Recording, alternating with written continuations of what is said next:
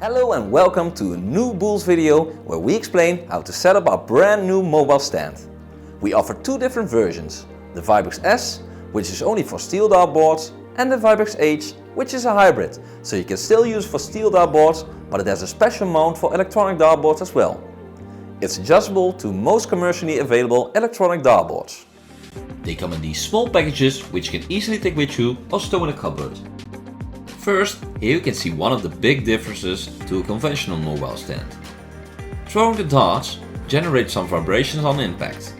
While the new mobile stand is a lot more stable, the vibrations are reduced by 95%. Let's go to the setup. We will start with setting up the Vibex S, as the Vibex H has the same basis and until one point builds up the same. You put up this part first and make sure you stick in the pin below the intersection of the tubes. Afterwards, you put up the main part until the pin stops you. This is important to get the bullseye on the right height. Then the second tube comes into the first one. Again, the pin needs to go into the hole to make sure that the height is right at the end. Spin the rotary knob to tighten the tubes properly. Now we come to the top part. Another rotary knob comes into place to tighten the tubes together.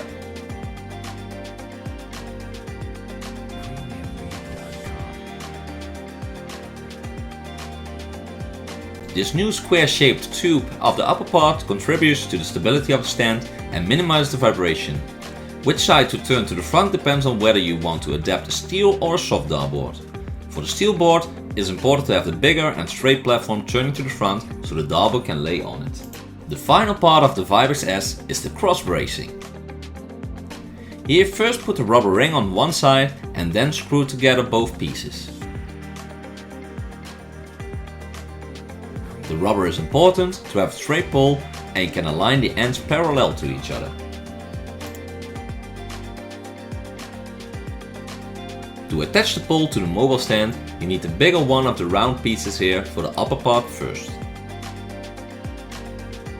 Put it around the stand, put the screw through one side, one end of the pole between the opening and hold it together so you can tighten everything.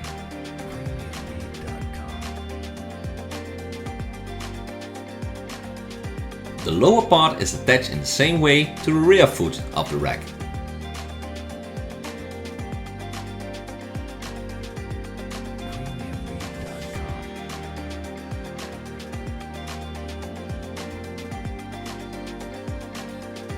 The cross bracing reduces the vibration up to 95% compared to our first model, as you have seen in the beginning. The steel dartboard can now be attached to the Vibex. And that's it. You're ready to play darts. Coming to the attachment of the e-dartboard, it is easier to do the first part on the table or on the floor. We are now going to use the other side as the front. So we will put the square plate on the front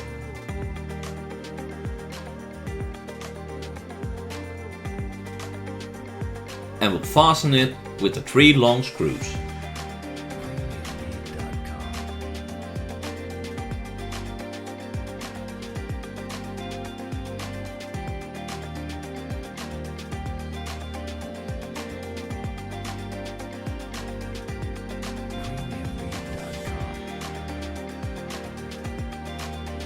Then we start with attaching the shorter arms to the bottom and the longer ones to the top using the shorter screws.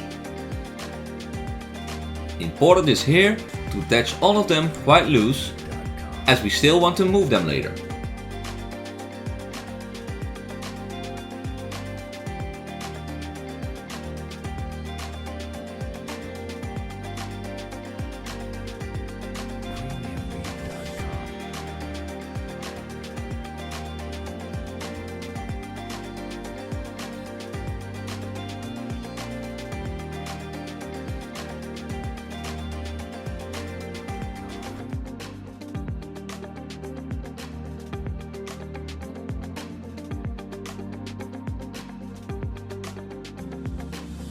Now we want to install the board on the rack. Therefore, we take the smaller screws and screw them into the hole of the dartboard from the outside. We are using the Bools Dartforce dartboard for this one.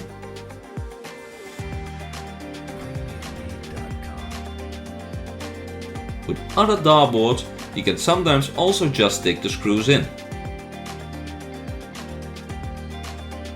However, after you did this, the screws are fastened with the arms of the rack like this.